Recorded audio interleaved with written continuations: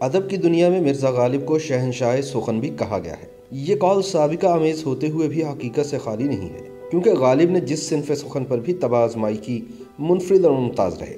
انہوں نے نہ صرف غزل کو ہی مشق سخن بنایا، بلکہ دیگر اصناف سخن پر بھی طبع آزمائی کی۔ اردو شاعری میں مرزا غالب کی حیثیت ایک درخشاں ستارے کی سی ہے۔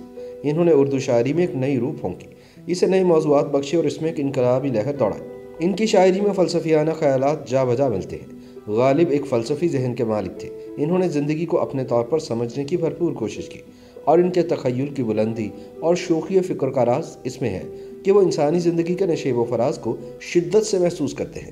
یہ بھی ایک حقیقت ہے کہ غالب کی ذاتی زندگی بھی تلخیوں اور محرومیوں کی زنجیر رہی۔ اسد اللہ خان بیگ نے 27 دسمبر سن 1797 میں آگرہ میں جنم لیا۔ جب 5 سال کے ہوئے تو ان کے والد مرزا عبداللہ بیگ میدان جنگ میں گولی کا نشانہ بن گئے۔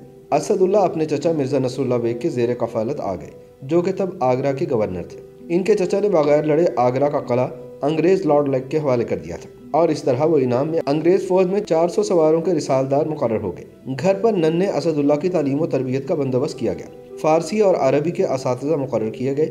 فارسی کے استاد کا تعلق ایران سے تھا۔ کچھ ہی عرصے بعد اسد اللہ کے چچا بھی ہاتھی سے گر کر جاں بحق ہو گئے۔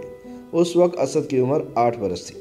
چچا کی وفات کے بعد انگریزوں نے اسد کی پینشن شروع کروائی، جس سے ان کی گزر بسر ہونے لگی۔ مرزا اسد اللہ کی عمر 13 سال کی ہو گئی تو ان کی شادی سن 1810 میں مرزا الہی بخش معروف خان کی بیٹی امراء بیگم سے ہو گئی، جس کے بعد اسد دہلی منتقل ہو گئے اور وہاں وفات تک مقیم رہے۔ اسد نے شاعری کر کے پہلے اسد تخلص رکھا، پھر اسی نام کے ایک اور شاعر منظر عام پر آئے تو انہوں نے اپنا تخلص غالب رکھ لیا۔ غالب نے آگرہ میں کچھ وقت اپنے سسر کی زیر شفقت بھی گزارا، جن سے غالب کی شاعری کے رجحان کو جلا ملی۔ ان کو شراب نوشی کی لت بھی سسر سے پڑی، جو کہ تاعمر نہ چھوٹ سکی۔ دلی منتقل ہونے کے بعد غالب کے گھر کے اخراجات بڑھ گئے اور روزگار کا کوئی مستقل ذریعہ نہ تھا۔ ایک پینشن کا سہارا تھا، وہ بھی بند ہو گئی۔ اب قرض چڑھنے لگا، مالی حالات بدتر ہونے لگے۔ اس دوران امراء بیگم کے ہاں بچے کی پیدائش ہوئی، جو چند سال سے لے کر ملک راہی عدم ہوا۔ پریشانیوں نے غالب کو گھیر لیا۔ اسی دور میں انہوں نے فرمایا، ہزاروں خواہشیں ایسی کہ ہر خواہش پہ دم نکلے، بہت نکلے میرے ارماں لیکن پھر بھی کم نکلے۔ غالب کا یہ شعر کچھ اتنا مشہور و معروف ہے کہ عام آدمی بھی اسے پڑھتا رہتا ہے۔ اس شعر کے مقبول ہونے کی ایک بڑی وجہ یہ ہے کہ غالب نے انسان کے احساس اور جذبے کو چھوا ہے۔ غالب شاعروں کی بھیڑ میں دور سے پہچانے جاتے ہیں۔ غالب کی سب سے بڑی خوبی تو یہی ہے کہ وہ کسی بھی مضمون کو کچھ اس انداز سے پیش کرتے ہیں کہ قاری یا سامع خود بخود اس کی طرف متوجہ ہو جاتا ہے۔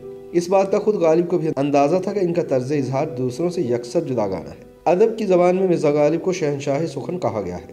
یہ قول سابقہ آمیز ہوتے ہوئے بھی حقیقت سے خالی نہیں ہے، کیونکہ غالب نے جس صنف سخن پر بھی طبع آزمائی کی، منفرد اور ممتاز رہے۔ غالب کو زندگی کے سرد و گرم حالات سے سابقہ پڑا، زندگی کے نشیب و فراز بھی دیکھے۔ زندگی میں تلخ تجربات تھے، معاشی سختیاں جھیلی تھی، لہٰذا ان تمام امور کی جھلکیاں ان کے کلام میں فطری طور پر نظر آتی ہیں۔ غالب کی زندگی ٹیڑھی لکیر نظر آتی ہے۔ انہوں نے حالات و مصائب کا مقابلہ جواں مردی سے کیا۔ غالب ہموار دائرہ چھوڑ کر پیچیدہ پگڈنڈی پر چلنے کے عادی تھے، اور یہی انداز شاعری میں بھی اپنایا۔ پھر کمال یہ دکھایا کہ مشکل گوئی سے سادہ بیانی کی طرف ہجرت کی۔ انہوں نے منفرد لب و لہجے سے اردو شاعری کو نہ صرف بام عروج تک پہنچایا، بلکہ اسے نئے طرز و فکر اور نئے آہنگ سے روشناس کرایا۔ یہی وجہ ہے کہ انہوں نے اپنے آپ کو ہمیشہ سب سے منفرد رکھا، اور یہ انفرادیت ان کی شاعری میں آج بھی نظر آتی ہے۔